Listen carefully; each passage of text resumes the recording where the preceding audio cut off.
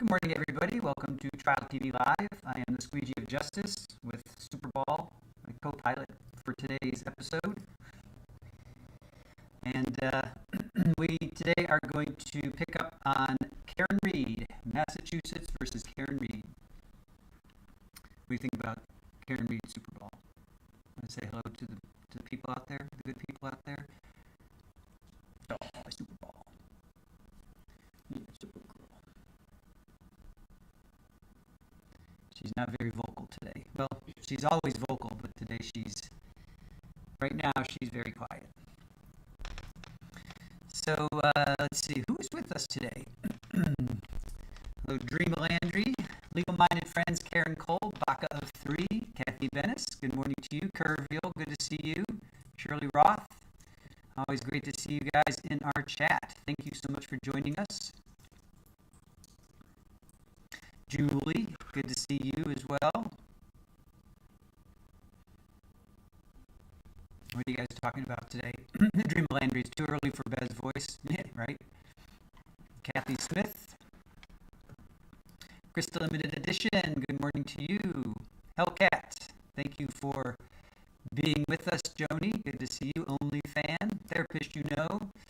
Good to see you guys. I'm Good Trouble. What is this hearing for today, you beautiful people? I'm in good trouble, or I'm good trouble. This is going to be all about the ARCCA, the crash daddies, the Reconstructionists, the two, let's see, let me get their names, Dr. Daniel Wolf and Dr. Andrew Rensselaer. I think that's how he pronounces his name. They testified in the first trial, and the FBI hired them, and they were offered to both defense and the state, and the state passed them up and went with their expert, which was Trooper Joe Paul. And so then the defense used the ARCCA fellas, and they're the ones that built the Canton. They basically proved, in my opinion, that John O'Keefe was not hit and struck by Karen Reed and broken taillight and all of that. So, Pammy, good morning to you. I hope that explained that well enough. Good trouble. I'm good trouble. Gotti for Gotti, good to see you. Sound is vibrating. Awesome. Yes. So, let's see. Well, let's see. Frames are fine.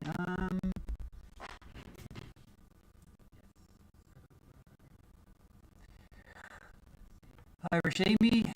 Let's see. We had this issue before, right?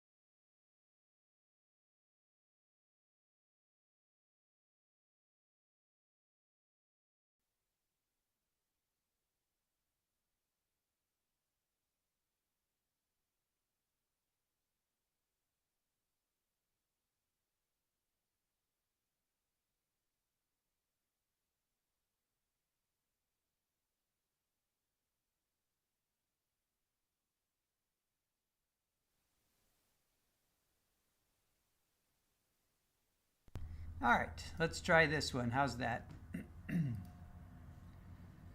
How's that audio?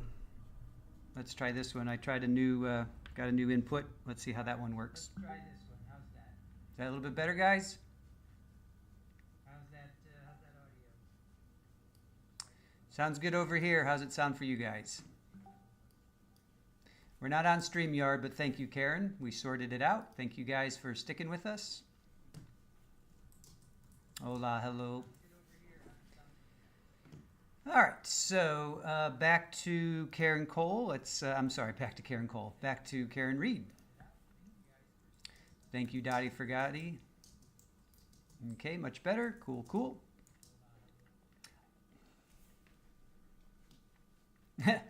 Objection! Where's Super Ball's mic? She's right here. All she has to do is meow. I mean, she's right there. I want to get a little wig for her. I think that'd be really funny. So, okay, yeah. So Karen Reed, she is accused. She's been on trial once. She's been accused of striking and deleting her boyfriend, Boston officer John O'Keefe, back in January of 2022 in Canton, Massachusetts.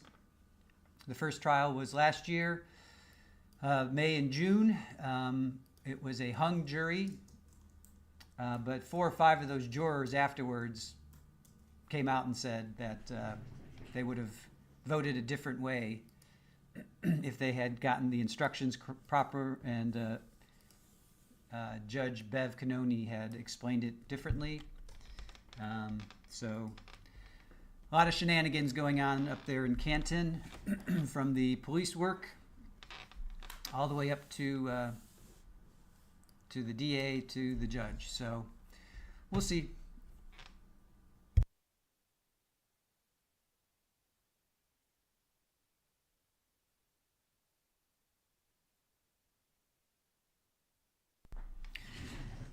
So let's see. So today we should hear from Karen's new defense attorney. We know Alan Jackson and Yannetti are going to be there, but Robert Alessi is her new defense attorney. And we all know about Lally. He was representing the state, but he probably won't be there. Well, I know he'll be there, but he won't be speaking. It's going to be Hank Brennan. So the two new players are Alessi and Brennan, for those that are not familiar with their names. And ARCCA stands for Accident Reconstruction and Crash Analysis. So they go by ARCCA, A-R-C-C-A. Super Ball, what are you doing? What's up, kiddo? And this is basically going to see, let's see, it's Rule 14 of the Massachusetts Rule of Criminal Procedure. This is pretrial discovery, outlining obligations of both prosecution and defense to disclose evidence prior to the trial. So it's basically to see, I guess, how much is going to be allowed in. I'm not 100% sure what we're going to see. We know that Dr. Russell, they gave her a Daubert hearing, and that lasted 2 days. Last week was Richard Green, who was he was the Google expert, and with Jen McCabe's House Long to Die in the Cold. So that was last week, and this week is ARCCA. So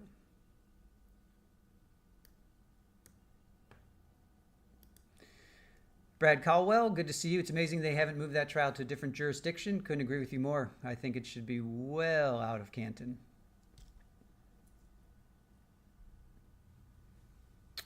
Young Jerks, Dottie Fagati had an interesting show last night all about the reversed Sallyport video. Yep, that was just one of a litany of lists, a litany of things that what was so wrong with that investigation and trial for that matter. What's up, kid? What do you got to say for yourself? Super Ball.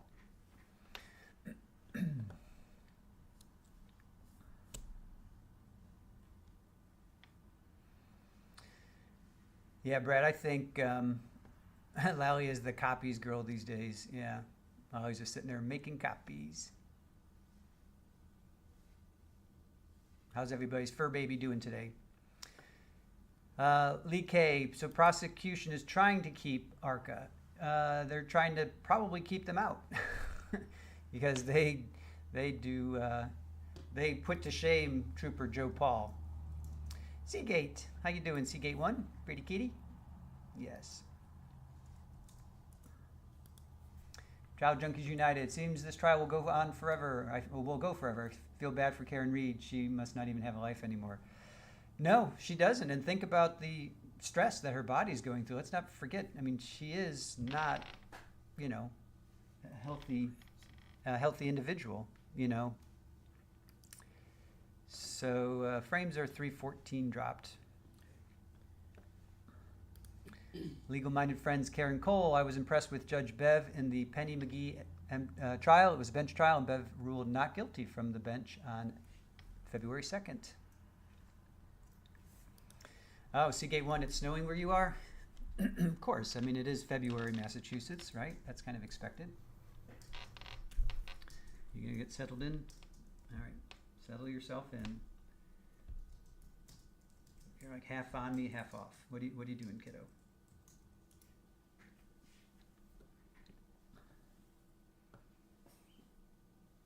That's funny. Oh, it's a good girl. Yes, that's a good girl. Yeah, Kathy, she has serious health issues exacerbated by stress. I can only imagine.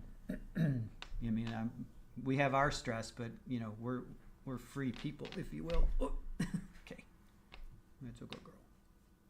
Okay, I think she found her spot. Okay.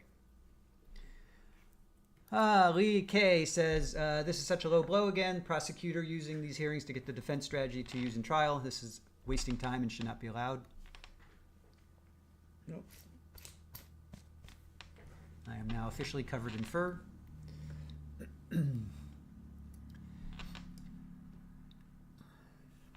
Let's sort myself out here.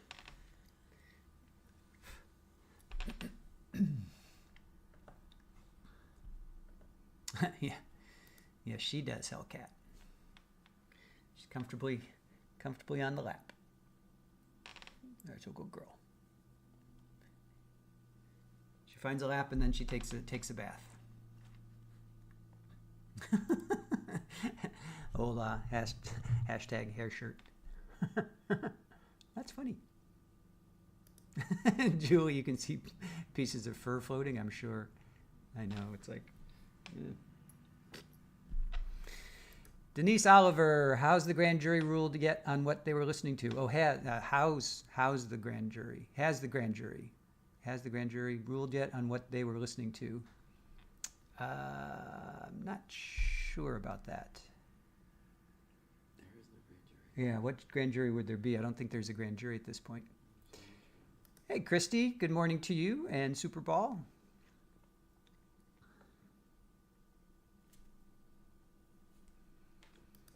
Child Junkies United to League K, yep, wasting time and money.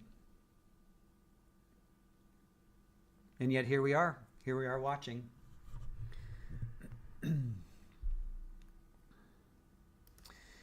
Kathy Smith says, Dreama, yes, it really is. I thought ARCCA blew them out of the water last time. I can't believe we're back here. Yep, I know. Irish Amy, good to see you. Good morning to you. Good afternoon. I have a feeling it's probably afternoon for you. I'm going to the cinema in about an hour or so, but I will hang in here until then, and we'll leave the stream going for my pushkins. I will rejoin you when I get back if you guys are still here. Oh, that's great. You're going to the cinema? That sounds fun. Denise Oliver, the ones that were listening to whether or not she could be tried again for all the charges. I didn't even know there was a grand jury for that. That is news to me, but thank you for saying that. We'll have to check that out. Oh, we have live reactions on. We got to turn that off. I got it. I got it. See, that's the thing. I do all of this for all of the streams and it never sticks. Yeah, it's okay.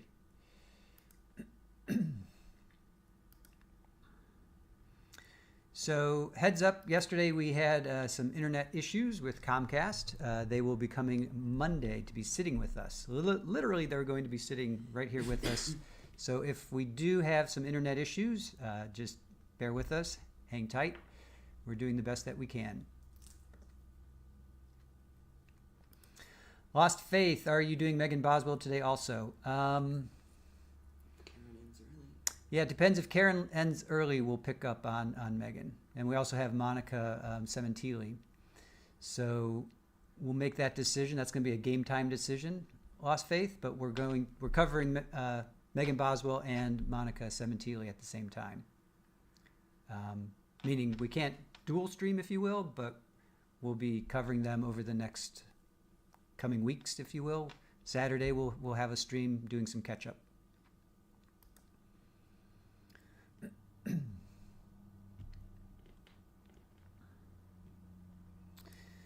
Dottie Forgotti says, I hope they make it more clear that the ARCCA guys were not hired by an insurance company. Yeah, or the defense, yeah. Oh, very cool. Irish Amy, going to see Complete Unknown, the new film about Bob Dylan. Very good.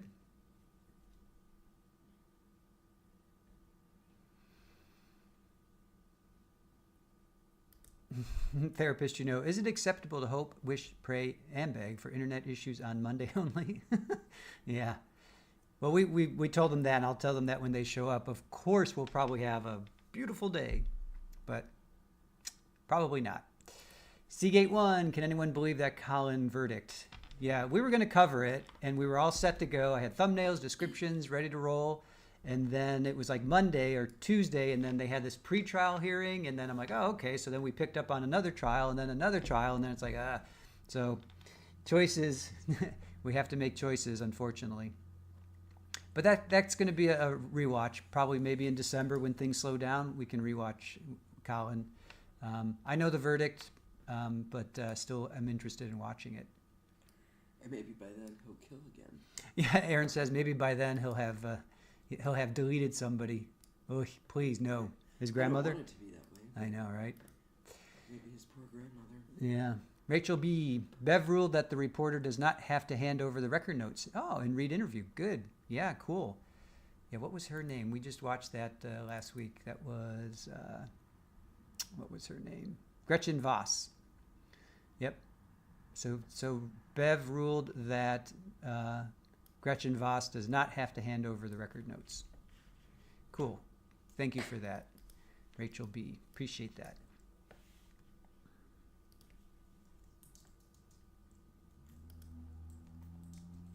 Yes, Gretchen Voss.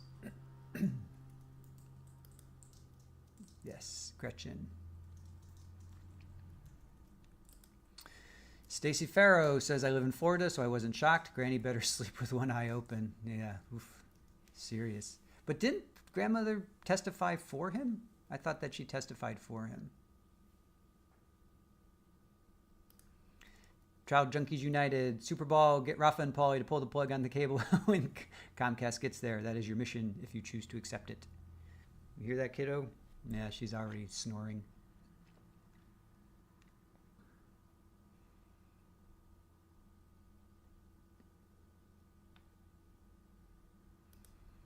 Shirley Roth says, nobody should ever blame jury for verdict they come to. They get the information they need to make a decision.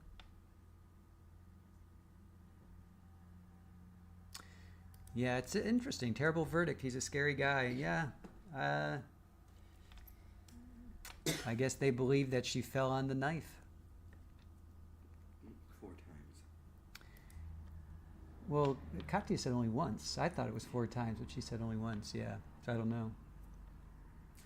Curvial, good to see you. I'm guessing he will get the insurance money and won't live with Grandma and Grandpa. I hope not. Yeah. Stacy says, yes, Granny testified for him. She's in denial. All right. Hey, Fala, good to see you. A little late. Morning on this new day, everyone.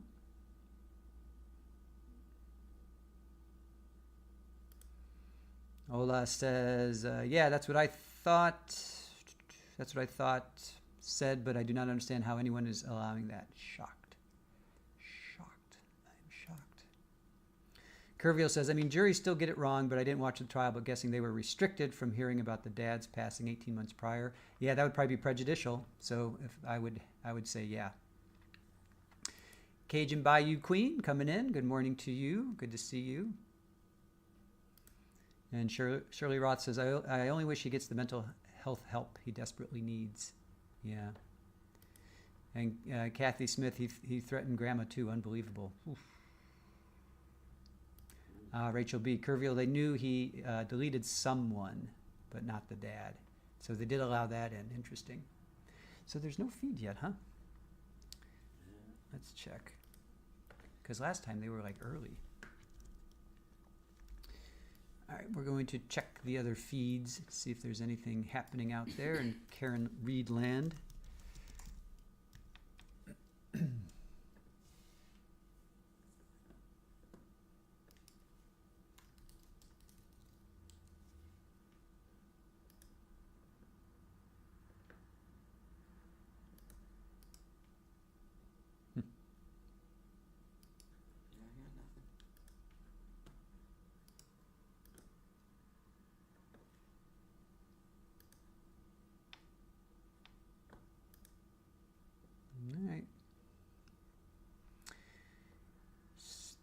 Still waiting, still waiting.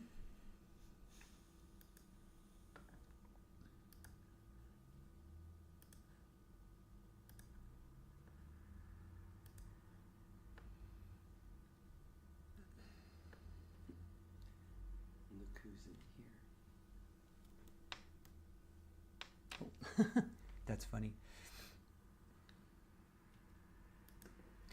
Child Junkies United. Granny might be waiting for the money herself. The payoff isn't good with that kid. I wouldn't take the risk. Yet they weren't allowed to hear about the dad. Oh, yes, they weren't allowed to hear about the dad. And wait until they go and read the papers. Yeah. Then there's always that, right? Then wait till they go and research the trial or hear the reaction of people, you know. Therapist, you know, lots of blame was put on mom as well. Irish Amy, I agree about not blaming juries. The amount of evidence kept out of the Richard Allen case was no wonder the jury reached the decision, rightly or wrongly. Yeah, agreed.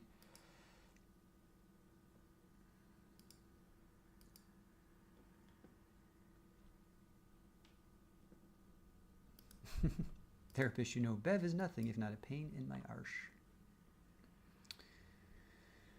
Krista Limited Edition. They were told about the dad. I think it was the Ring videos of mom that swayed the jury.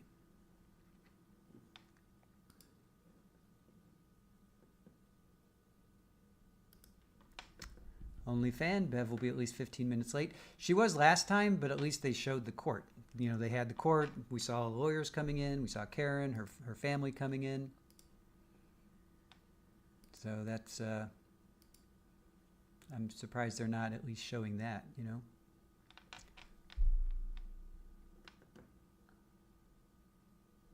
Aw, Cajun Bayou Queen, you had your heart test completed. Got your results. Okay. All right, well, we're going to be thinking about you and glad that you're here with us. Fala, yeah, we just heard about that. Bev made an amazing ruling in a very underknown case. Rachel B. just dropped that knowledge on us.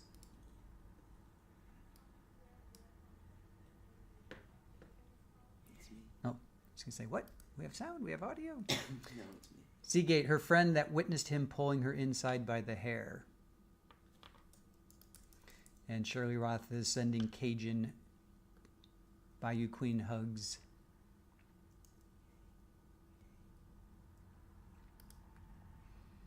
And therapist, you know, will you let us, Cajun Bayou Queen, will you let us know when it's scheduled so we can be sure to check in on you? Oh, it's okay, Fala, no worries. Thank you for you know, checking in with that. No worries. Child Junkies United, I couldn't be on a jury that would have to be sequestered me or lock me up. That would have to sequester me or lock me up. All of my devices. I love research. Haven't slept yet, so things are not making sense. Oh. Sorry. Yeah, Fala. No need to be sorry. It's all good. Curvio, maybe Bev has turned a corner and will grant the defense motions to dismiss soon. Wow. That would be mind blown, right? And she ruled from the bench. I know.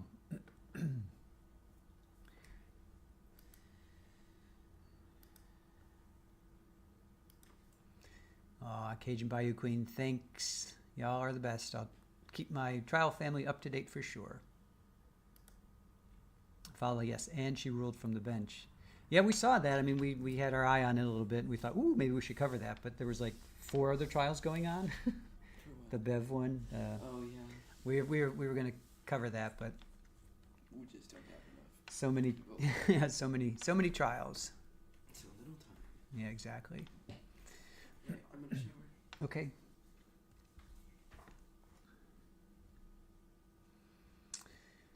Yeah, Dream of Landry. I don't see Bev doing that.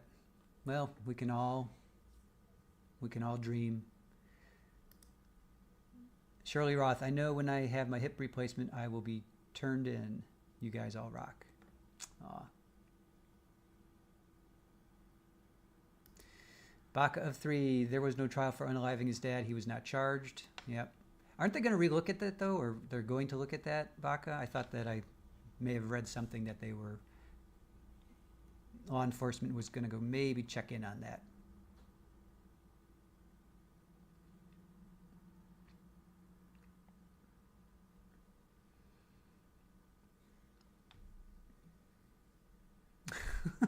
God. Therapist, you know, we need to have a community medical calendar. And Pammy is sending you some good vibes there, Cajun Bayou Queen. Curvio says, yeah, I bet they reopened that. It wouldn't surprise me. It wouldn't surprise me.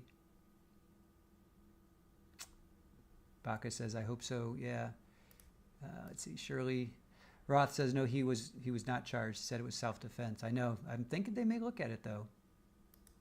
Oh, Crystal Limited Edition. If he was found guilty, they said they were. Okay. Child Junkies United. Let's hope they look at that again, because you can't unalive both your parents and claim self-defense on both of them. OnlyFan. Technically, they don't need to do anything. Curvial. There was no trial of the Granny Hot Car one. We just saw, I'm guessing, but now the parents are asking about considering it for the first child now. Yeah, poor toddler. Oh, shoot. They're in the court. We've got some courtage.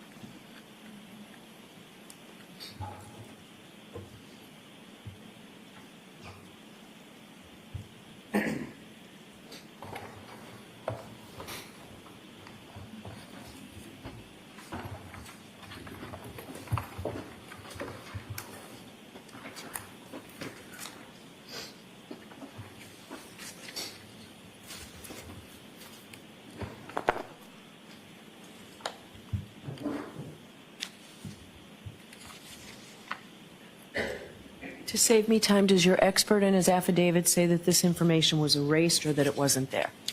Wasn't there. Okay. It was erased by an operation of automation. But do I bother reading your expert's affidavit again so it's not in there? And I'll address what our concerns are in my oral statement. All right. I'll hear you. May I? Yes. The court started by asking what is it that the defense is asking for. Basically, we're asking to be treated equitably and fairly. This really is an issue of equity, an issue of fairness. And the court maintains this court maintains the inherent authority to issue sanctions when there is an injustice. And those sanctions can include something like cost-shifting sanctions. And there's a body of law that exists that deals with this exact thing. And that body of law includes the case of the Committee for Public Counsel Services versus the Attorney General. That's at 480 Mass 700. It's a 2018 case. The court may remember what was, I think, pretty widely known here in these parts, which was the Amherst scandal. Had a bunch of cases going back from 2010 all the way through. I'm very familiar with the case. All the way through 2018, and it culminated with Justice Gaziano discussing in his opinion, single justice opinion, exactly these types of things. And what Justice Gaziano said was, quote, the Attorney General does not dispute that the court has the authority pursuant to Rule 14, sub C, sub 1, to impose remedial monetary sanctions for a discovery violation. And he cites Commonwealth v. Firth, indicating that sanctions may be imposed under Rule 14 for failure to comply with discovery obligations and sanctions should be tailored appropriately to cure any injustice resulting from a party's non-compliance with its discovery obligations. So the real question before the court today is and really the only question before the court today is, has Ms. Reed suffered any prejudice based on blatant discovery and Brady violations by the Commonwealth? And the answer to that question is a resounding yes, she has. Your Honor, Ms. Reed, as the court knows, is on trial for her life, and she's been expending precious resources for some 3 years now, defending herself against provably false allegations. And at the center of that storm of defense are these Sallyport videos. It should be pretty straightforward, really. I mean, it's just a series of videos at a particular location for a particular time. And that time is January 29th, 2022, from midnight until 11:59. It's a 24-hour period, 23 hours and 59 minutes. Should be pretty simple, but it has been anything but simple in this case. We've been asking for a full download of every single one of those cameras and all that footage from January 29th, 2022, from 12 a.m. to 11:59, but we've never gotten it. When did you first seek it? We asked for the preservation on February 2nd, 2022, when Mr. Yannetti said retain and maintain all physical evidence. We've been seeking these videos since well before the first trial. We didn't get them before the first trial. Do you have a date? Do you have any chronology for me? I don't. I can certainly provide those, but it's been... I'd like that. I mean, that would be helpful. I'll be happy to do that. It's in discovery request after discovery request after discovery request. Basically, there's also a catch-all. We've been asking for all physical evidence concerning video footage from Canton PD from well before the trial. We didn't specify which cameras because we didn't know which cameras had video footage. We didn't know how many cameras there were. But we didn't get anything from the Commonwealth. And I'll address that in particular in just a second. Mr. Lally didn't give it to us before a full download, before the trial. The Commonwealth didn't provide it during trial. And today, as I stand here, we still don't have it. And interestingly, Mr. Brennan does make mention in his opposition that, quote, at no time has the defense ever made a formal preservation request. I found that interesting for two reasons, and I have two comments about that. First, as the court record reflects, on February 2nd, 2022, I just referred to it, Mr. Yannetti filed a preservation demand for, quote, all physical evidence to be maintained. That DVR, the footage on the DVR, is physical evidence that was required, not requested, but required to be maintained by the Commonwealth pursuant to that demand. But second, and this is probably more important, it wouldn't have mattered if we didn't ask for it to be maintained. It wouldn't have mattered if we didn't ask for it to be preserved. This was a self-executing duty by the Commonwealth. As Justice Gaziano stated in the same case, the Committee for Public Counsel, quote, a prosecutor's core duty is to administer justice fairly. To fulfill that duty, a prosecutor is required to turn over exculpatory evidence to a defendant without regard to its impact on the case. With failure to disclose evidence favorable to an accused that is material either to guilt or to punishment is a violation of due process. Litigation strategy plays no role in this process. Under our rules of professional conduct, a prosecutor is required to make timely disclosure to the defense of all evidence or information known to the prosecutor that tends to negate guilt of the accused or mitigate the offense. And he cites Massachusetts Rule of Professional Conduct 3.8 subsection D. The Commonwealth's Brady obligation is self-executing, Your Honor. It wouldn't have mattered one whit if we didn't ask for that footage, but it turns out that, in fact, Mr. Yannetti did ask that it be maintained. And the Commonwealth has still failed to preserve it.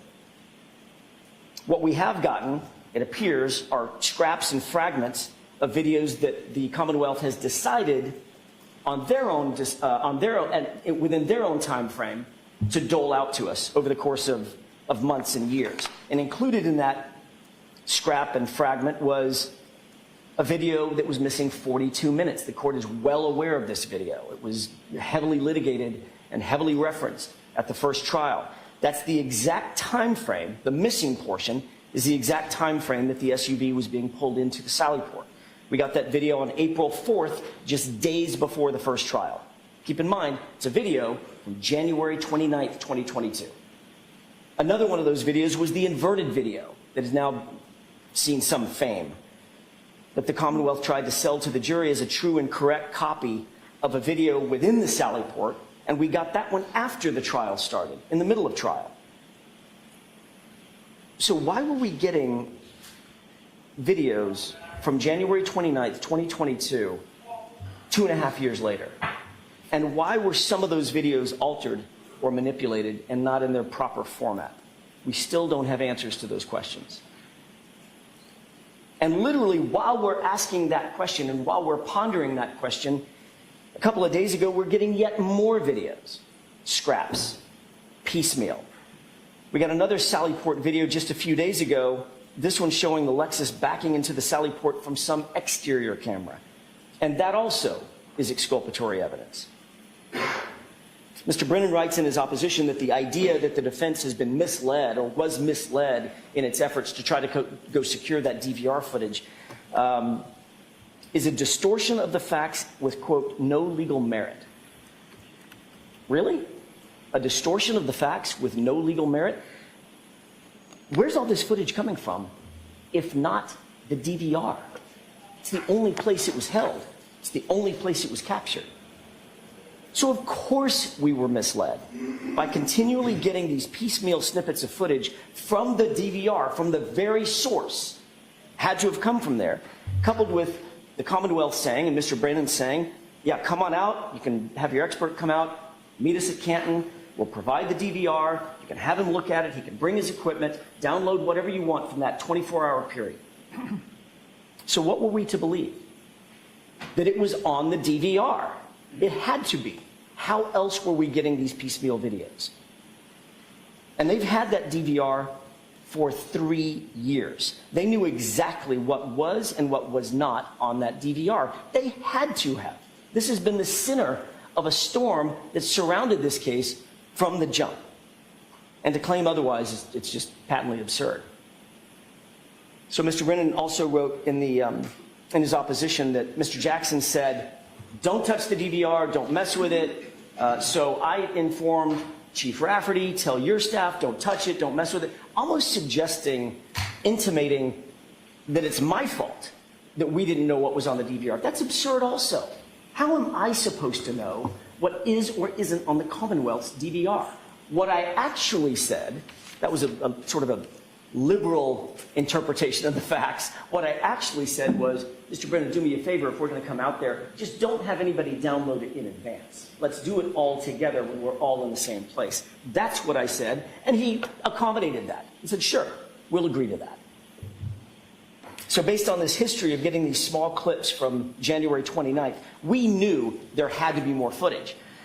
So when Mr. Brennan came on board, we made the request to him as well as the requests that we had made to his predecessors. We want all the footage for that 24-hour period. And lo and behold, we started getting more clips, more snippets, more piecemeal bits and bytes from that DVR. And one of them was a clip of Brian Higgins standing out in front of Canton Police Department in the parking lot in the freezing cold at 1:35 in the morning on January 29th on his cell phone.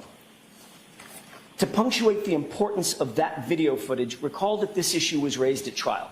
We talked extensively. When I say we, both the Commonwealth and the defense, me in particular, spoke with Mr. Higgins about this issue.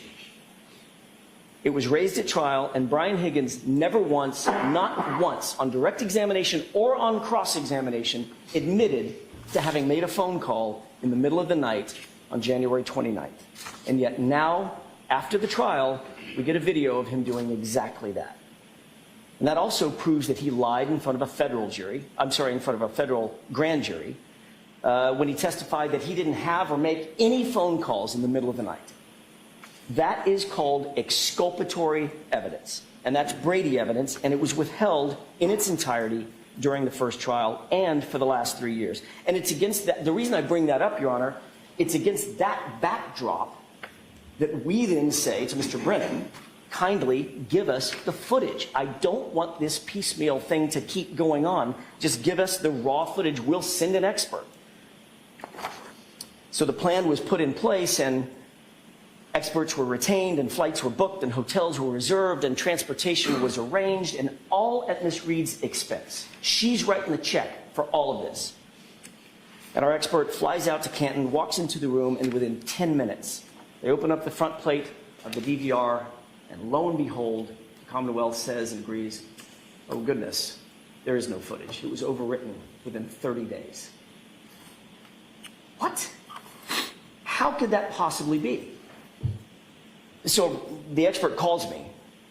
Mr. Jackson, what do you want to do? And I said, I don't know. I'm not a tech. That's your job. I don't know what to do. If it's overwritten within 30 days, I don't know. Maybe there's a log. Let's find out who has access, whose digital fingerprints were on that DVR, who downloaded the footage, when it was downloaded. What about these clips that we have? I'm very confused. So the expert goes back and says to the technician for the Commonwealth, Colleen Crawford, well, let's at least download the log. At least we can have access to that, and we can start unraveling what's going on here. Oh, sorry, that's been overwritten as well. There is no log. You get no footage. You get no log. This was a complete and utter waste of time.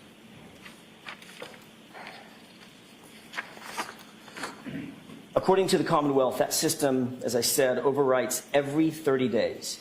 So by February 28th, I counted them, by February 28th, 2022, every single frame of that footage should be gone. So how did we get the inverted video in April of 2024? How did we get the video clips of Brian Higgins in October of 2024? How is that possible? The only explanation, Your Honor, is that the Commonwealth downloaded the entire system within the first 30 days. Otherwise, it's gone, admittedly. And all of that has been withheld from us for 3 years. Then to add salt to that wound, the Commonwealth allows us to go on this wild goose chase, spend $12,000 some odd of Miss Reed's money, and fly an expert out to Canton for absolutely no reason. Zero. The 30-day overwrite protocol is something that their technician absolutely would have and should have and did know before we ever set foot in Canton. She was well aware of exactly why we were going out there. We were going out there to download footage from 3 years earlier. She knew it, we knew it, Mr. Brennan knew it, everybody knew it. But within 10 minutes of walking in the door, it was revealed that there, in fact, was no footage. And that's a fact that the Commonwealth had to have been aware of for the last 3 years. Yet Karen Reed is the one having to foot the bill for what turned out to be just a snipe hunt. It's not fair, and the Commonwealth should reimburse her for this fool's errand that was not of our making, of her making. The Commonwealth has since told us, Mr. Brennan told us, that remarkably he went to Canton PD, and this is in his opposition paperwork in his declaration, and he spoke with some officer. And that officer told him that he, the officer, personally made a copy of the entire January 29th video footage and placed that copy in some sort of an iCloud account. Not on the DVR system, not in the official data bank in which it's supposed to be stored, but on some iCloud account. And we're finding out about this in 2025. It's outrageous. What it is this entire situation surrounding this DVR and the Commonwealth's maintenance of that DVR and the footage on it is a complete dumpster fire, and Ms. Reed has to pay for the fire extinguisher. And that's not fair.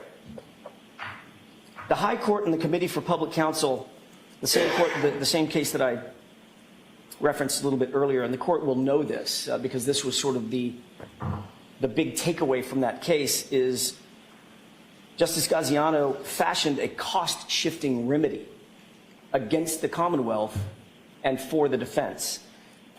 And that included the entire cost of investigating and locating and contacting nearly, I think it was 10,000 defendants. It was an enormous amount of money and an enormous undertaking.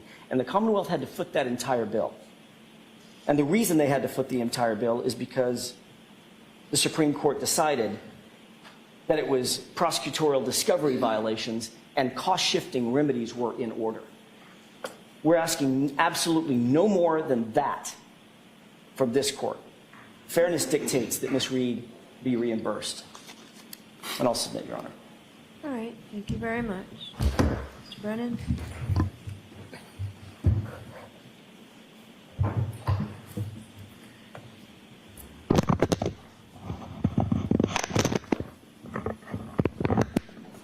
It's notable that the defense purposely conflates two very separate issues. If you had a chance to read their motion, they suggest that they should receive costs because they hired an expert, came to Canton, and didn't receive the information they wanted. Yet today in the argument, they try to give you a historical complaint about the production of videos in this case. That is a separate issue. That's a Rule 14 issue, but that is not the motion before the court. The reason I suggest they conflate the issues is because they know their merit for costs. I mean, their motion for costs has no merit whatsoever. And so what they're trying to do is incite facts, invoke this injustice they've created so that the court looks at the motion that they actually filed and gets it distorted. It is disappointing to stand before a court and file an affidavit as an attorney and have someone else have a cross affidavit. Frankly, in my career, when that has happened on rare occasions, I find that embarrassing. There is very skilled and able attorneys in this courtroom, and to work out discovery matters and agreements is something that attorneys always should do. And that is what I've tried to do in this case. I have tried to give the defense the best opportunity I can to get whatever information they want, whether it is required or not required. Yet, I'm standing here today, and I have to now share with you my conversations with the defense. I have to share with the court my position, which is contrary to the defense, because they have lodged a motion asking for money that they are not entitled to. If I stand back and do nothing and remain the dignity of the court, then what happens is there are claims that just float out in nowhere, and a lie unchecked becomes the truth. So now I must stand before you, and I must tell you what happened. When I entered this case in September and I began to look at discovery, I saw a video produced in August from the Canton Police Department, and we immediately turned it over to the defense. I began a study of the case and tried to articulate and account for all evidence and make sure the defense obtained everything that they were entitled to and more. The defense asked me to try to account for the video because they believed it had been an issue in this case. I looked through the docket. There was no motion to preserve videotape.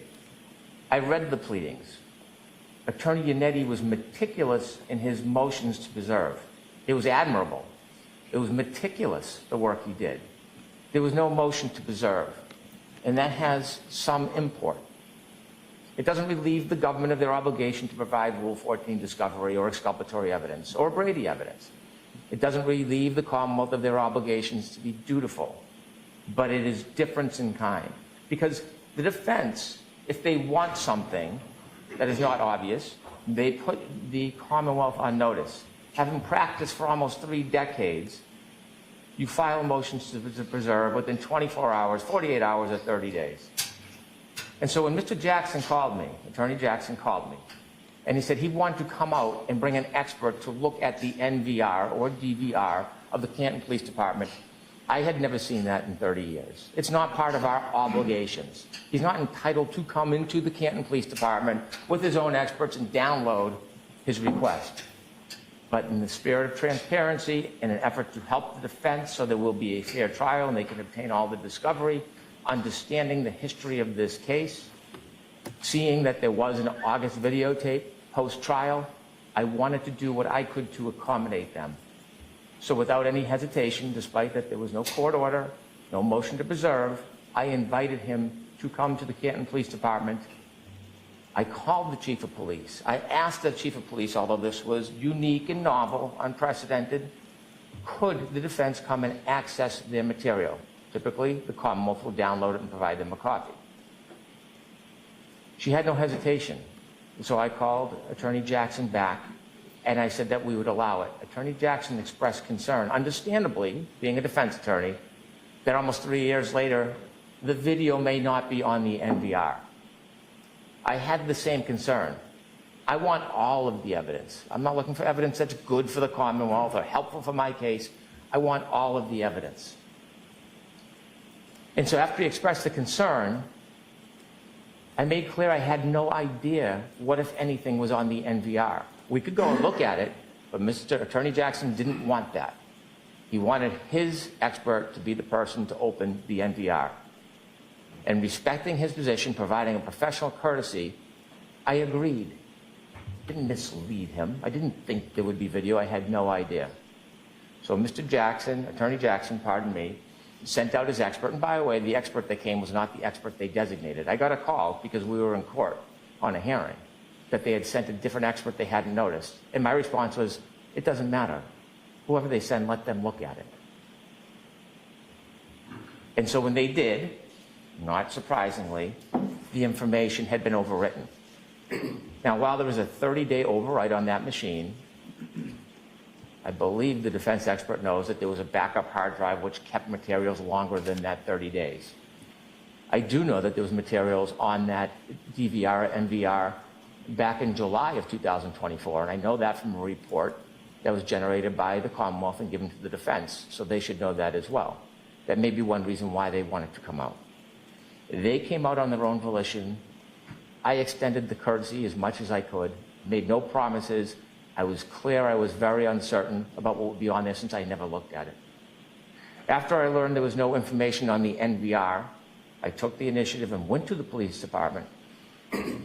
I viewed the police department, the cameras, I spoke to personnel, and I spoke to the retired individual who then was responsible for providing video upon request. And when I spoke to him, he told me in conversation that he would routinely store a copy on a file he noted as a detective file or on his hard drive.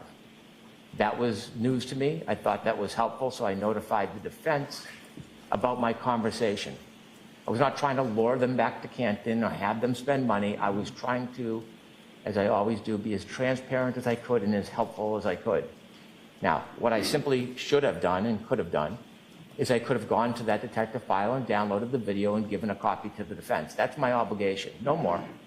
But I didn't. I extended the courtesy that if they wanted to come and look at that file before we opened it, so it could be beyond reproach, they were invited to do that. I wasn't encouraging or luring them. I was inviting them. Because they had already been part of the process, I thought it would be disingenuous not to let them participate. And what they told me is to wait. So now that information, whatever it is, I don't know because I haven't seen it. And I've asked the detective or the retired detective not to access it. It is sitting in that file, supposedly. So at this point, it's the Commonwealth's position that we are going to go and download that information and give a copy to the defense.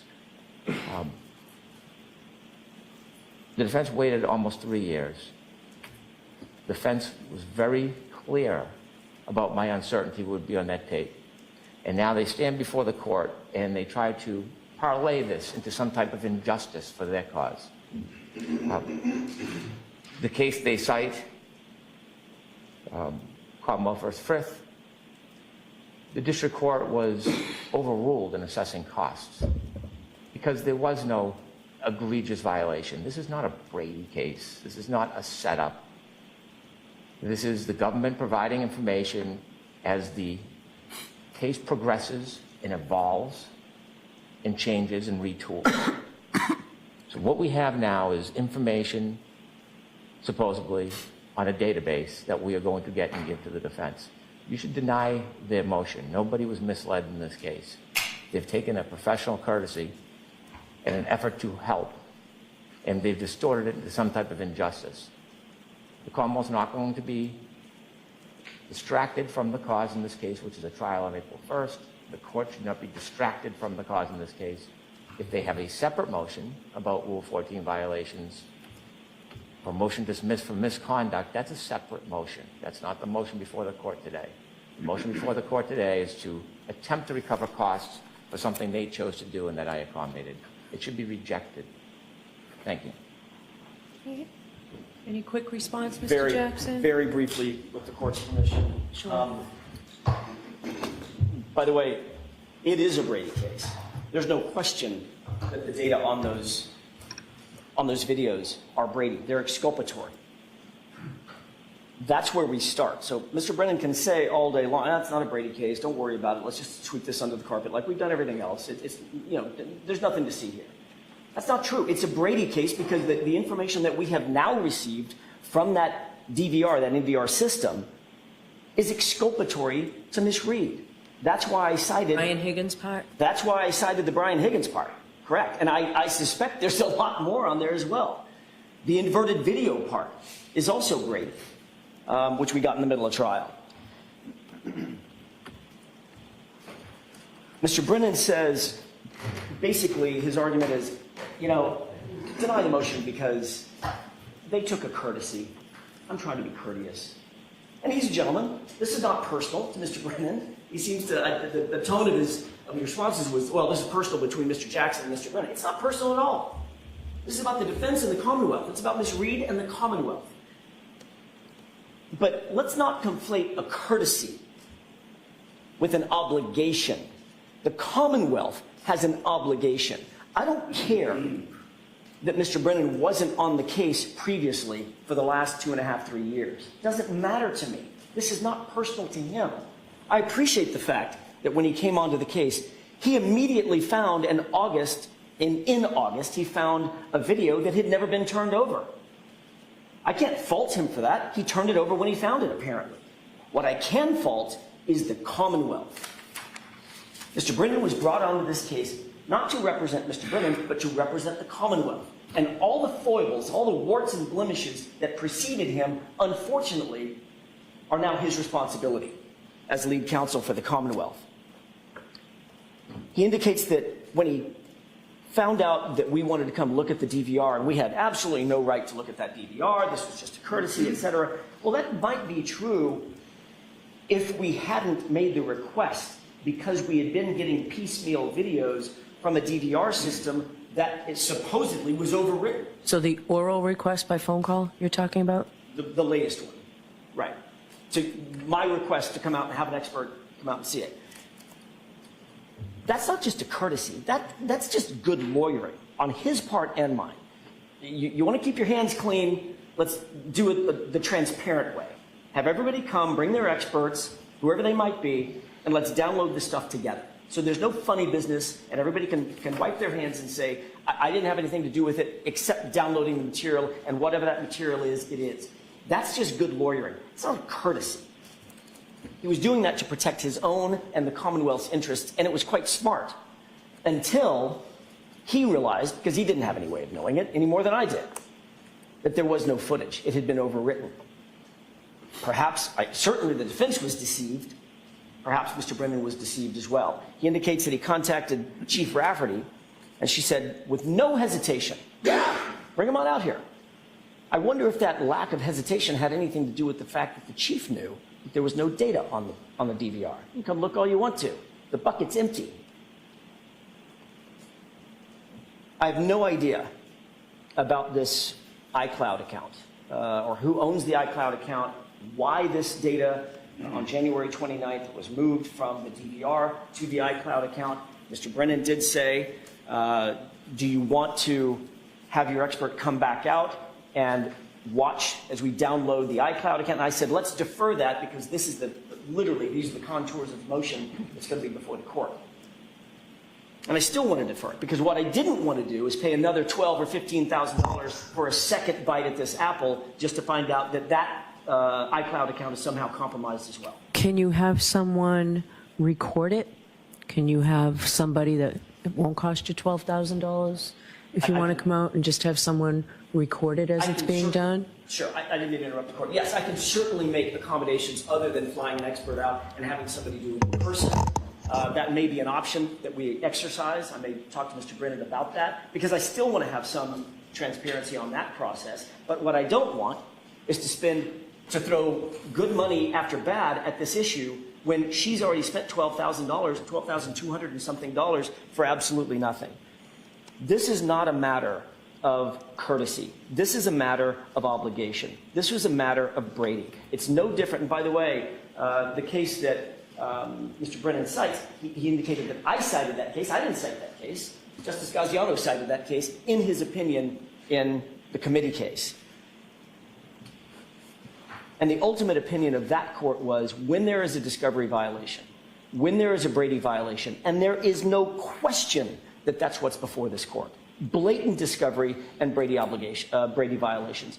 The Commonwealth doesn't, the court may remember, by the way, on the witness stand when these videos were coming in piecemeal, especially the inverted video, 2 or 3 witnesses all went like this. I wasn't the one told it. I wasn't the one that downloaded it. Buchanan. I wasn't the one that downloaded it. I don't know where it came from. It just ended up on my desk on a flash drive. I don't know where it came from. Everybody was pointing fingers at everybody else. Nobody could establish a single chain of custody for those videos, and we still don't have it. So Chief Rafferty's statement, yeah, come on out, no hesitation whatsoever. They can come look at it. I suspect it's because she knew it wasn't there. This was we were led in a circular runaround, and it was ultimately at her cost, and that's what's. So didn't the two of you, when you talk about good lawyering, didn't both of you agree that it was highly unlikely it would still be there? Or are you saying that part's not true? Mr. Brennan told me that. I said, I'm concerned if we don't get out there fast. I don't know what the override protocol might be. So yes, I was concerned, but who cares? Well, that's no legal moment. What I thought and what Mr. Brennan and I discussed 3 years after the fact, when the Commonwealth has a self-executing obligation to provide that information to us because it's Brady. They also had an obligation pursuant to Mr. Yannetti's demand, not request, but demand to maintain that information. So where is that demand? Is that in the file? Where is that demand? February 2nd. I don't know what the docket number is. It was filed on February 2nd after arraignment. Here? Wherever the arraignment was, Mr. Yannetti. It was in the Stoughton District Court. Okay. But it's part of the case file. And it stays with the Commonwealth, and that obligation stays with the Commonwealth. But I would propose to the court that even if the court's concern is, well, when was that filed, and did Mr. Brennan No, actually... I haven't seen it. I know it's not part of our file, and you're talking about it as if it were here. Your Honor, I can't say with certainty, but I believe that it may have been submitted as an exhibit to a previous motion, probably early on in this case. Okay, I just wanted our record to be clear. Of You're course. talking about Mr. Yannetti filed this. You did not file it in this court. I may have filed it as an exhibit. As an attachment, but it was never not- any... Right. There was, I don't mean to cut off the court, Judge. It was never brought before me or a judge who had this case before me to be heard. So there was early on, and so many motions have been filed in this Right. case, but early on I did bring a motion, I believe before Your Honor, asking that all of the Stoughton District Court motions that I had filed at arraignment and thereafter be ratified by this court. That is in our record. So I need you to find that Happy to do it. and tell us when it was filed, the action. I need to see that. By the end of the day today, you will have whatever submissions we provided, and if it's not part of an exhibit, you will have that motion. All right. Go ahead, Mr. Just Chair. to answer that one question that I can't answer because I've seen the filing. It was filed February 2nd, 2022, court stamped. My point is, even if that weren't the case, and it is the case, the obligation is self-executing. That's what Justice Gaziano was talking about when he talks about in the committee case, the self-executing duty that a prosecution has or a prosecutor has to maintain and preserve exculpatory information and provide that information to the defense. They didn't do that, and they led us to believe every single sign and signal. Irrespective of what Mr. Brennan did or didn't actually personally know, the Commonwealth's conduct in this case, from the beginning of the investigation to now, suggested that that information existed, the DVR existed, the video footage on the DVR existed, and we were going out there to download. We shouldn't have had to jump through this hoop and go on this wild goose chase at Ms. Reed's expense. It is not, I think we can all in this courtroom agree, none of this is our fault. We didn't do any of this.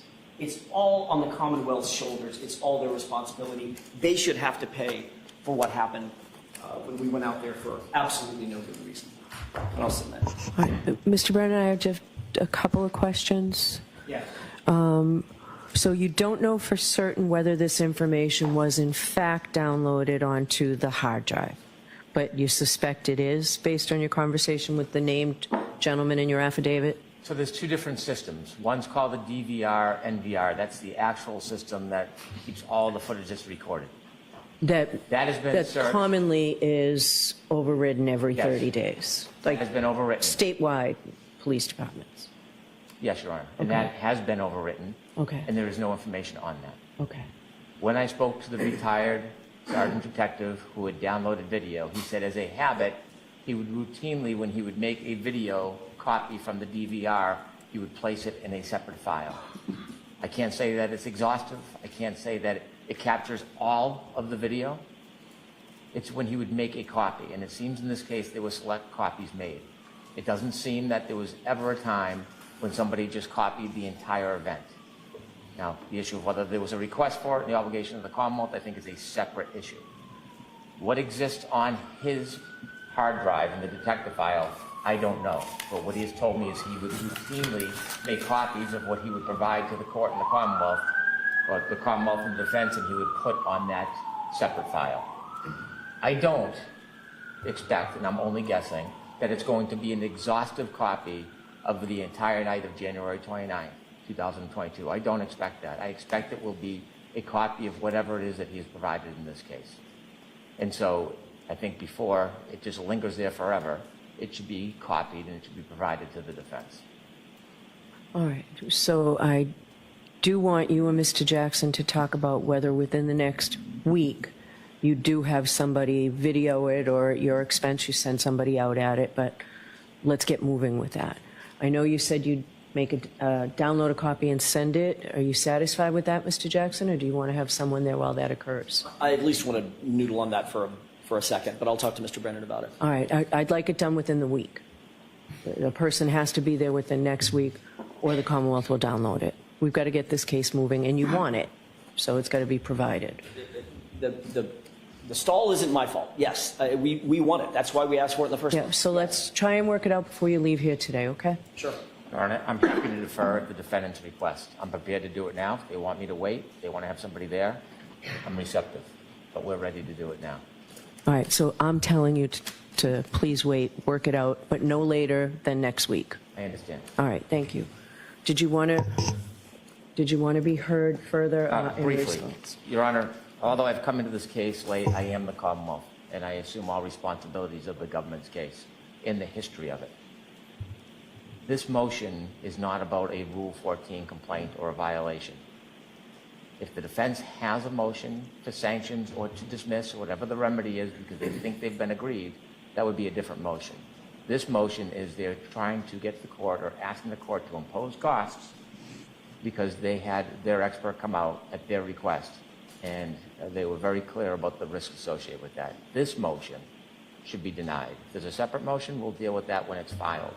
If I had known that the defense was going to argue something entirely different, and that is the failure to preserve, I would have made a copy of all Mr. Iannetti's motions and requests, and I would have provided them as an exhibit. But I did not do that because that was not the scope of this motion. This motion should be denied. All right, thank you very much. Taking this under advisement. And do not wait for a decision from me on this about whether or not you send somebody out to We get won't. that video. We'll get started on that immediately. All right. All right, so let's move on to the Commonwealth's motion for clarification regarding the search warrant, or the contents of the defendant's phone, more accurately. Please. In reviewing the discovery in this case, I learned that there was a search warrant for Ms. Reed's phone. That search warrant entitled the Commonwealth to search for data that's outlined in what's known as addendum or attached as addendum A. Learning the history of this case, I further learned that because there was an assertion of privileged communications, there was an agreement that the Attorney General's office would look through the data on the communications and they would identify any attorney-client privilege information, extract it, and then provide the information back to the government and the defense. I am not sure of the accuracy, but I learned or read that the defense was given an entire data copy, forensic download of Ms. Reed's phone years ago. When I looked through the discovery, it surprised me that the Commonwealth did not receive the forensic data. It received a report, and when we reviewed the reports, it had references to navigation information and Google searches, but did not have any of the forensic download. And so clearly, the Commonwealth has a warrant, is entitled not only to the PDF extraction, they're entitled to the full force of that proof, which is the data.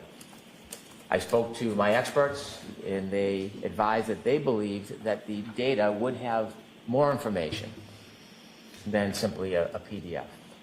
And so when I learned this, I wanted to both scrupulously protect the defendant's rights, but I also wanted the data for our review. And so I limited my request for the data to navigation information in the Google searches.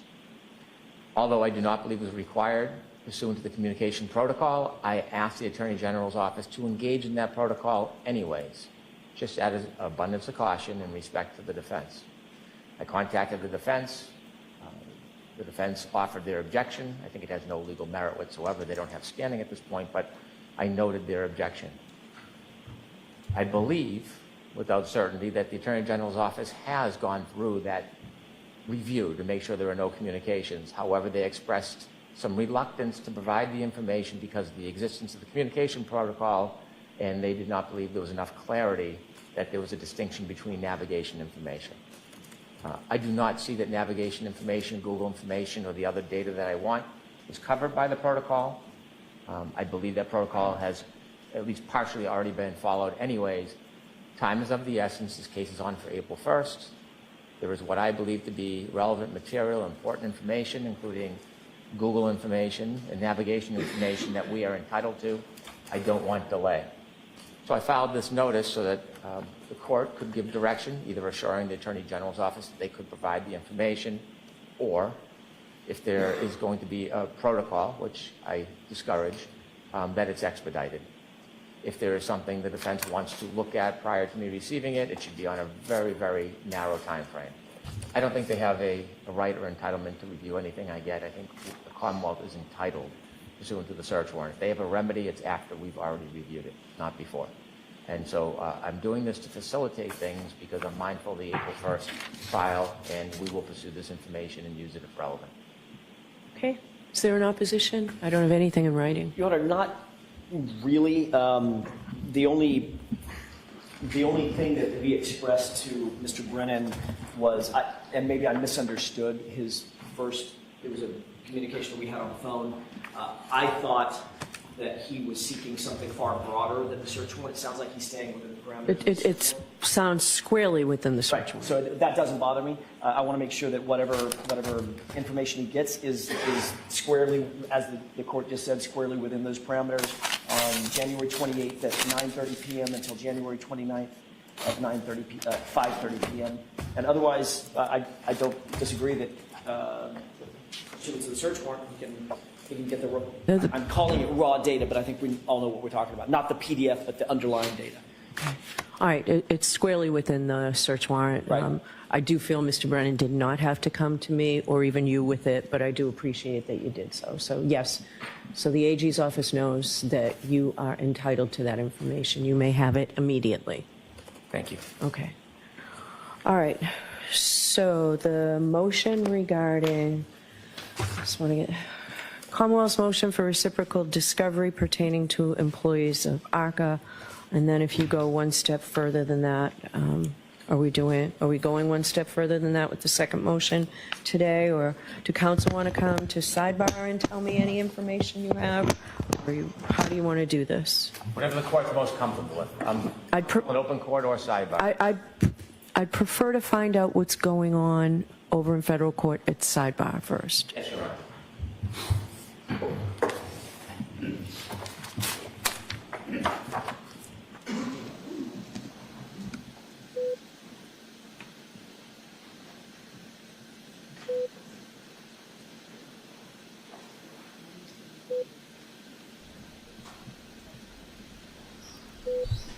All right, so that first, I missed exactly what the first thing was called, the first motion argument, but I have all my notes.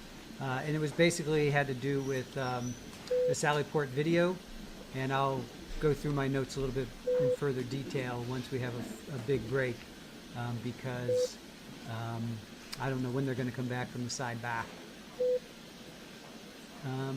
So I'm not sure what it was called, but the second one was clarification for the search warrant, and that was for Karen's cell phone from January 28th through the 29th. And Judge Bev actually ruled from the bench. She said, yes, that should be handed over immediately. Jules, yeah. See, she is capable of ruling from the bench. Imagine that. All right, so now this next thing is going to be reciprocal discovery of ARCCA. So this is what we thought was going to happen today, so we're waiting for it to actually happen. Yeah, Capri law. I prefer to keep it from the public. Indeed, indeed.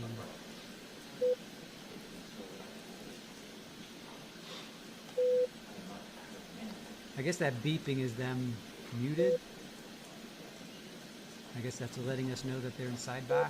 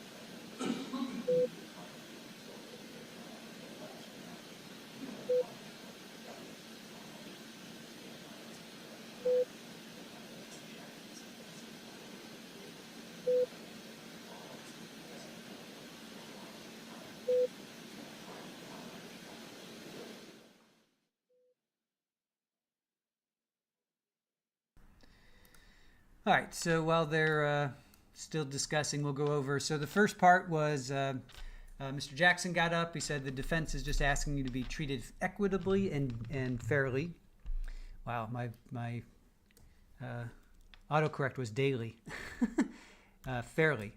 Wants to be treated equitably and fairly. And he's asking the court to put sanctions. Wow, right? Has Karen suffered injustices? Yes. So the Sallyport videos are the issue. February 2nd of 2022, they asked for it. Now remember, this case was 2024. So in 2022, so 2 years before the actual trial, they asked for this video. Think about that. So this trial wasn't until May of 2024. So February 2022, they asked for it, and didn't get to them before the first trial. Remember, it came in like halfway through the trial they got. So they asked for it 2 years before, more than 2 years before. So Lally, the Commonwealth, today, we still don't have it. They still, to this day, don't have the full video of that Sallyport. I mean, just think about that. And we've seen so many trials, right, you guys? We've seen so many trials, and we've seen how an actual law enforcement should work and how it does work and what a fair and unbiased and balanced investigation is. And just compare the two. You know, there's your answer. If you want to see the difference, just compare another trial to this trial, and it's just night and day. In no time has the defense made a request. That's what Brennan says.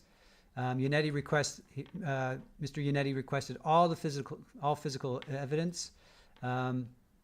And we've received scraps and fragments that the Commonwealth has decided to dole out over time. They received video in the middle of the trial. We remember that. And of course, the video was inverted. We remember that. We still don't have answers as to why the videos were manipulated. Another Sallyport video yesterday. They got another part of a video yesterday, and that was from an exterior camera. So they're still getting like these scraps and bits and pieces of this video. It's just mind-blowing. The DVR is the only place the video was held and captured. And then, of course, the Higgins phone call on the video when he says, I didn't make any phone calls that night, yet there he is clearly making a phone call in the Sallyport. So straight up lied. All they're asking for is to give us the raw footage. And who has to pay for all this? Karen Reed has to pay for it. And how much has she paid? $12,000. So the Commonwealth says it's overwritten every 30 days. And the log, and they get there, and surprise, surprise, the log was overwritten too. So they're asking for, okay, if you can't give us the actual video, give us the log of who's had access to this video. Guess what was also overwritten? System overwrites every 30 days according to the Commonwealth. So how is it possible to receive data? It's okay. Sorry. It's all right. Aaron's watching another trial over here. I'm just Recording another trial. So how is it possible to receive data that's supposedly been overwritten 30 days when April 24th they got some video, October 24th they got video, but it's overwritten every 30 days? I mean, come on, guys. Come on. It's beyond aggravating. It's beyond aggravating. So it's to me, it's easy to choose sides in this one. So then Brennan gets up. Mr. Brennan gets up and he says, it's noticeable the defense conflates two separate events. And Mr. Brennan it's embarrassing. It's embarrassing to me as an attorney that another attorney has filed this. It's embarrassing. He was mad. That's the most I've ever seen him. Like, usually he's like, he's usually much more calm and cool and collected, but not today. Jackson got under his skin. I think Jackson got under his skin. Now, I now have to share my conversations with the defense, with the court. I now have to, why wouldn't you share your conversations with the court that you had with the defense? A lie unchecked becomes the truth. When I started, I immediately handed it over to the defense. I complied with what they asked for and more. Yannetti's work was admirable in his meticulous requests. When they did send their expert, there was no surprise it was deleted, but we have backup drives. I extended my courtesy. I had no idea what was on that DVR. Yeah, and I told him that. I spoke to law enforcement and retired tech, and he told me he would routinely store info, and I told the defense. And then Mr. Jackson gets back up. He says, no, this is a Brady case. It is exculpatory. And Brian Higgins is the part. I mean, Brian Higgins is clearly the part. He literally got up under oath and said, I never made a phone call that night. And then there he is making a phone call. The inverted video part, which we got in the middle of trial, it's not personal at all. He's like, yeah, Mr. Jackson saying this isn't personal. It's about Mrs. Reed and the Commonwealth. And the Commonwealth has a courtesy to provide everything and not hide things. Mr. Brennan was brought on to represent the Commonwealth, warts and all. And then the judge says, can you have someone record it that won't cost you $12,000? Mr. Jackson says, I don't want to throw good money after bad money. This is a matter of obligation and Brady. They led us to believe one thing, irregardless of what Mr. Brennan knew and when he knew that. And that's true. That's true. And this goes back to Lally. It goes back to Morrissey. It goes back to, the law enforcement, troopers, it goes back to all of them, to be quite honest. It goes back to Bev as well for allowing this to happen. None of this is our fault. It's all on the Commonwealth's shoulders, and they should have to pay. Judge comes back. You don't know for certain whether it was downloaded to the hard drive. Mr. Brennan says the DVR is overwritten every day, but a retired tech, as a habit, he would make a backup, but not sure if this is captured. So, I mean, come on, there's the out. We don't know. I'm only guessing that it's going to be an exhaustive copy of the entire night. So there's your out. Of course, it's not going to be. Of course, it's not going to be. The judge says, okay, Mr. Jackson, Mr. Brennan, talk about the video, and let's get this moving. I want this done within the week. Mr. Brennan says, I came into this case late, and I assume that it was done. This motion is trying to get the court to impose costs. And then that's where we are with the sidebar. Sidebar.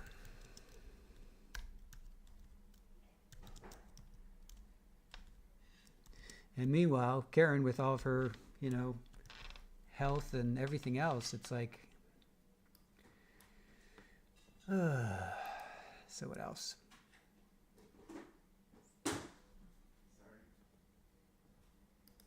Krista Limited Edition, regardless, they keep trying to deplete her defense fund. Absolutely.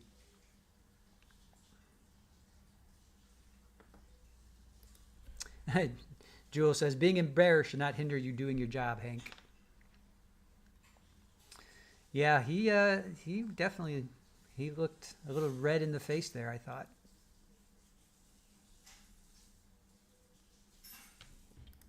Kathy Smith, just can't believe they allowed the intimidation in court when it's so obvious. Okay, they're back.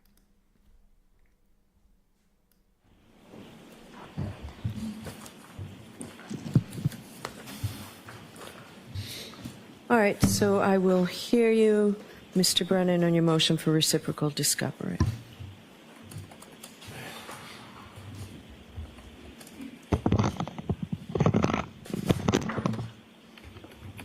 Your Honor, we're expecting to file a certificate of compliance this morning. We've provided voluminous discovery to the defense, and it is now incumbent upon the defense to reciprocate pursuant to the rules. I filed a motion to reciprocate. Also, there is a specific motion regarding expert witnesses relative to so-called ARCCA experts. Those requests are consistent with information that we routinely provide pursuant to Rule 14, and we are asking that the defense comply if they expect to call these witnesses at trial. And you've asked for, you have specific requests for the discovery, right? I do. All right. Mr. Jackson. Thank you, Your Honor. I appreciate the opportunity to be heard on that. I appreciate Mr. Brennan's indication that he intends to file the certificate of compliance today. We know what our obligations are under Rule 14, and we intend to comply. Okay. All right, so the motion is allowed. And Mr. Jackson, you had a scheduling concern? I do. Concerning we received notice of discovery number 58 last night. It probably, I'm guessing it contains between a dozen, maybe 15 categories of new information that we're getting within that notice of discovery. They're substantial, including multiple experts, some individuals that we've never seen anything from. There, I believe that upon review and analysis, some or all of that will be relevant to our motion to dismiss, which I think is going to be pretty full-throated. The court indicated that it wanted us to file our motion to dismiss, I think, by the 11th, which is in 6 days from now. I don't think that's a reasonable possibility. We simply cannot get it done that quickly. I would ask the court and urge the court to allow us until sometime the beginning of March. We've got several dates on calendar. I don't have them committed to memory, but we'll be back at the beginning of March. That motion to dismiss, I think, if we have the time to do it and get it filed by the beginning of March, it's not going to take an enormous amount of court time. The time that's going to be taken is our preparation of the motion. But actually arguing it and ultimately the court either taking it under advisement or deciding on it, I don't think is going to be that burdensome. Although it's going to be a very, very full-throated motion. All right, so you first raised the issue, I believe, in a footnote on one of your other motions that was filed, I don't know, January 21st or earlier, that this motion to dismiss is coming. You had a motion to dismiss it, the last trial, the same thing, forecast, and then it's coming, it's coming. I need that motion in order to get it heard before then. Let me hear what the Commonwealth has to say. What's the extent of the information that you provided today or yesterday? In the most recent discovery? Yes. It was voluminous. Okay. We provided a number of expert witnesses, entire files of expert witnesses. We've been providing discovery in an ongoing manner rather than wait until the end. When I've retained an expert, we've notified the defense. When we have reports, we've notified the defense and provided them almost immediately. But there is quite a bit of information that we put together regarding expert reports and data information, accident reconstruction, phone investigations. So we sent it by link because it was extraordinarily large. Okay. Does the defense anticipate evidentiary motions in this case? Got time that maybe I can flip these. Do you anticipate evidentiary motions?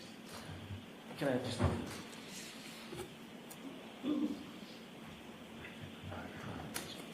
I don't anticipate evidentiary motions from our end. Obviously, if that changes, I'll let the court and counsel know immediately, but I don't think so.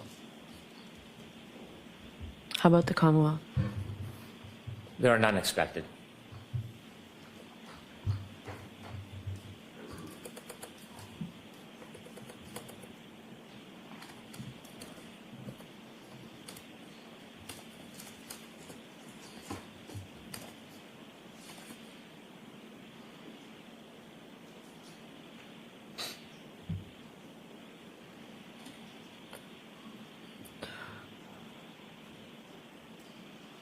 Mr. Jackson, I'll give you until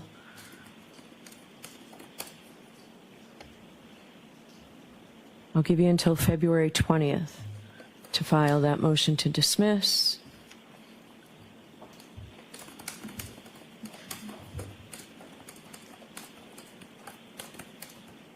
And we'll hear it if there are no evidentiary.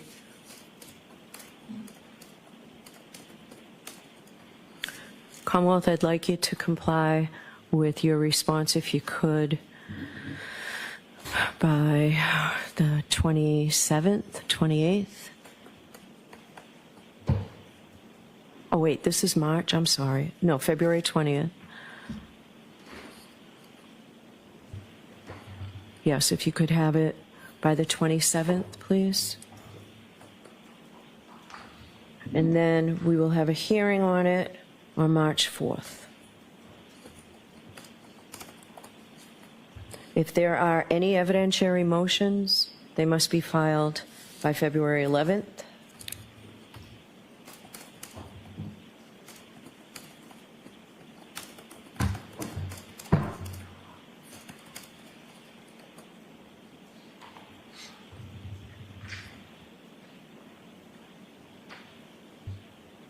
and I want you to talk about whether we have a voir dire of the defendant's proposed witnesses, because we'll have to do both at the same time. Your Honor, Right. is it possible, I'm just looking at the calendar for the first time as the court's going through its calendar. Is it possible that I could urge the court to allow us the 24th to file the motion to dismiss? That gives us a weekend. That is incredibly meaningful for us. I don't want to hamstring the Commonwealth if they need until the 3rd to give them a weekend. No. Possible? But also, I need weekends. Right. So it's not possible. So I'm giving you from February 11th to February 20th. I'll give you to the 21st. Okay, 21st? Thank you, Your Honor. Commonwealth, I'll give you to the 28th. Okay? Thank you. All right. So Judge, are we taking off 218? We're going to take 2/8. Let's keep it on now. Okay. If you work out if you believe that it would be helpful after talking to do a voir dire of those witnesses, we've got the 18th free. The 18th of... February. You were supposed to be here anyway on your motion to dismiss. Okay. Okay, I'll discuss it with Mr. Brennan. All right. Thank you all. Your Honor, may I? Yes, I'm sorry. A few things, housekeeping matters. One, I'd like to set a date for reciprocal discovery. There has been no Yes. date sent. I'd like to... All right, ask- so you were filing your notice of compliance today. Do you have it now to file? I do. Can I just Okay. show the defense? Sure.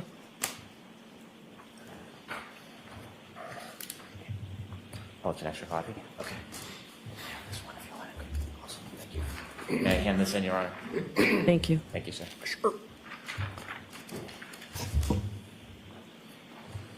All right. So all reciprocal discovery be provided by March 6th.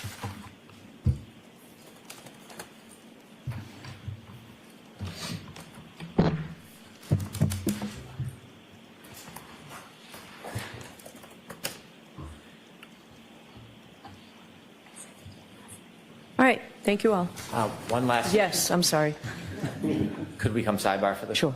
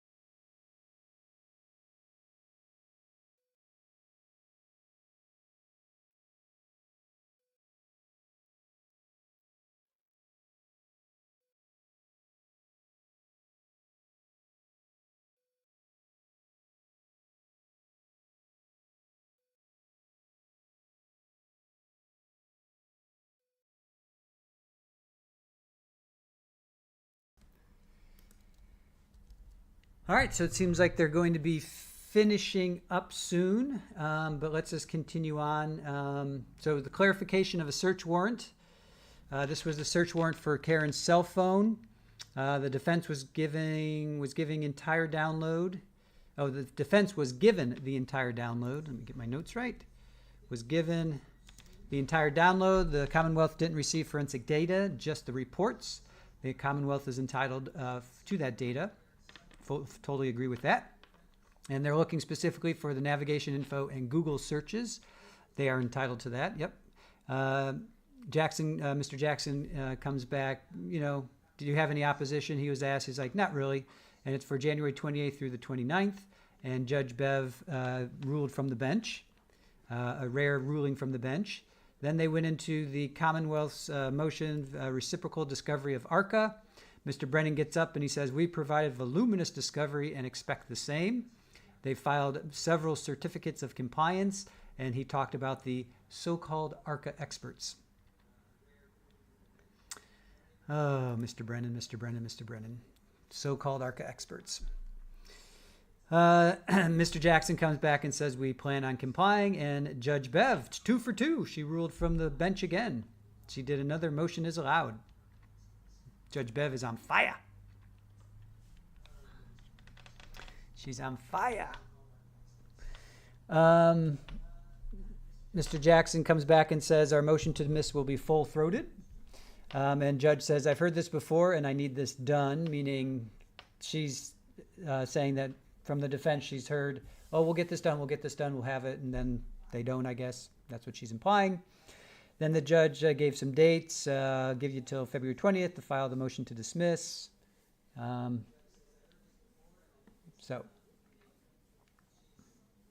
right, they're back.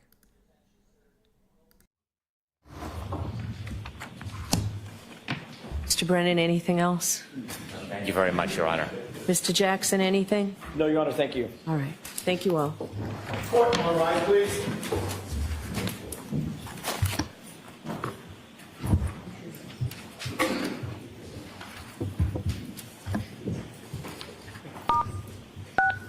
You are muted.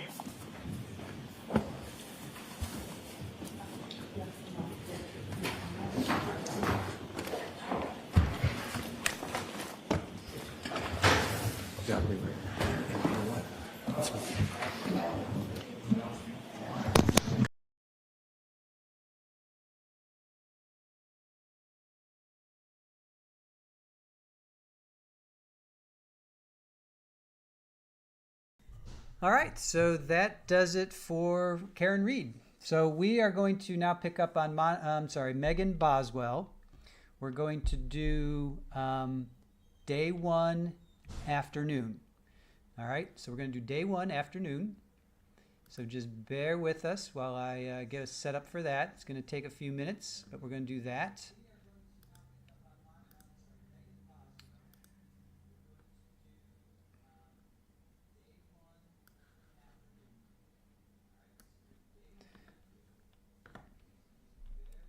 So yesterday we did day 1 morning.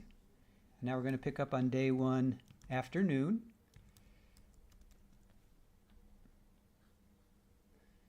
So just bear with us for a moment.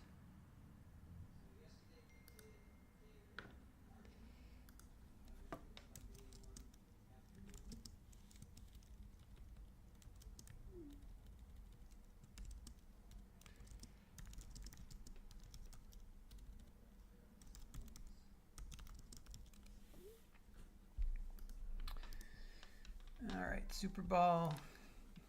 It's in the way. Okay, so day 1 afternoon. This is going to be a catch up. We're going to catch up.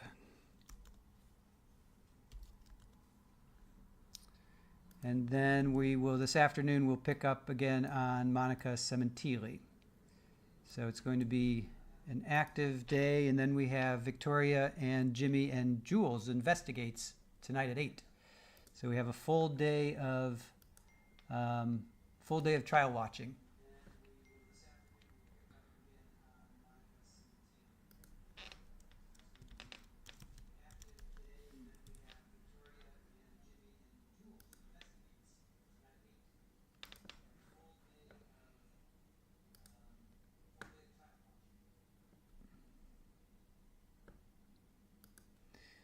All right, so just hang with me for a little while we get this sorted out for you guys.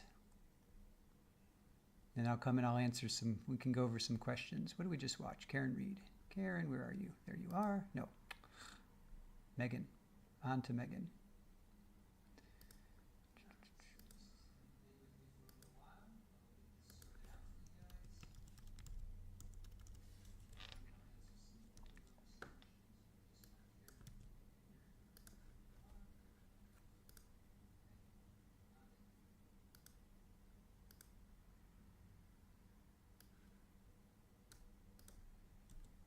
Okay. All right, we are dropping frames. We are having problems with Comcast, so just bear with us. If you guys get kicked out, just come on back. So let's see.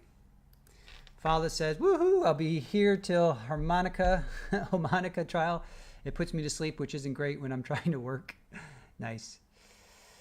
Let's see. OnlyFan, ARCCA Voir might be 18, if I read that correctly. I've got, okay. Let's see. They have until the 20th to file the motion to dismiss and a hearing on the 14th. Yeah, I don't know where you're getting the 18th from. I don't have anything about the 18th, but I could be wrong. But all right, cool. So Aaron has scheduled Monica. So if you guys are cool with that, we'll jump over to Monica Boswell, day 2. All right. Yep. Father, there's a red rum trial in there somewhere. All right, guys. Let's see. Curviel, yeah. So nothing tomorrow, and they're leaving ARCCA alone. Just want the ARCCA report. Is that correct? Yes. Is that what I just said? Let me see.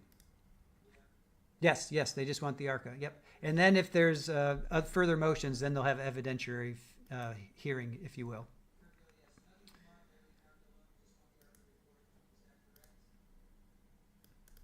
All right, guys, let's get over to Megan Boswell, day 1, afternoon.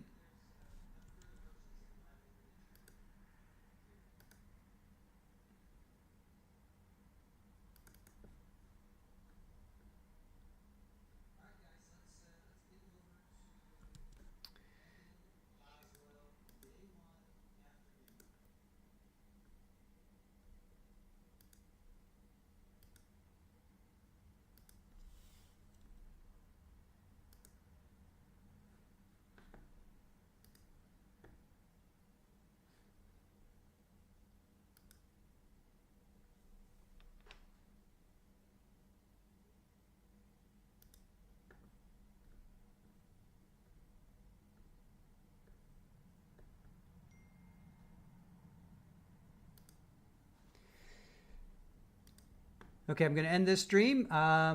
Thank you for joining us. Thank you to Aaron and our mods. We will see you guys over at Monica Boswell, day 1, afternoon. Thanks, and we'll see you over there.